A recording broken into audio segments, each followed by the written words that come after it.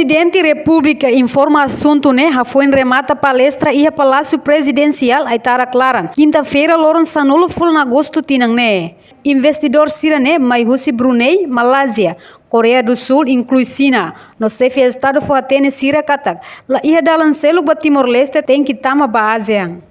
ASEAN significa investidor estrangeiro, senador do mai. Sira mai da uma preparar tamba Sira Rona, Timor tama ASEAN. Neme grupo votos Brunei, mai Malásia, mai Coreia, China, ao cimo beweegt para explicar wat hier de condição. E na Rússia, lá ia dar selo para Timor-Leste para não ser tama ASEAN. Nessa Indonésia membro, Brunei membro, Singapura membro, Camboja membro, então estamos a Timor-Leste lá. Vantagem boa para ele tama. Acolhi o Mambol, primeiro-ministro, Xanano Guzmão, dia 29, uma reunião de quinta, né? E eu acolhia e vamos a nós, dia 23, 6 de maio, 24, lá do dia cari, 6 do ela, mas dia 25, 2025, significa que tinha rua, recém para ir preparar um dia que eu estou, Mambol.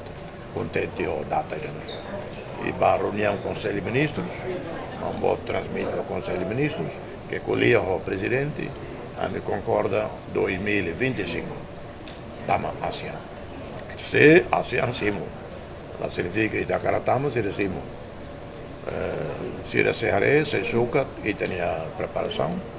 Se Timor bele cumpre e tinha obrigação e tratados, acordos, regulamentos todo veita a obriga e tá né?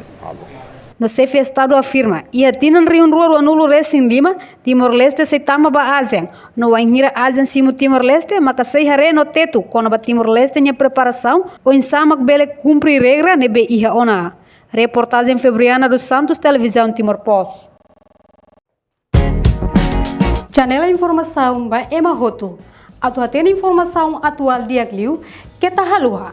Haneha botão subscribe, like, halo comentário, no faz botão ba media social Roto.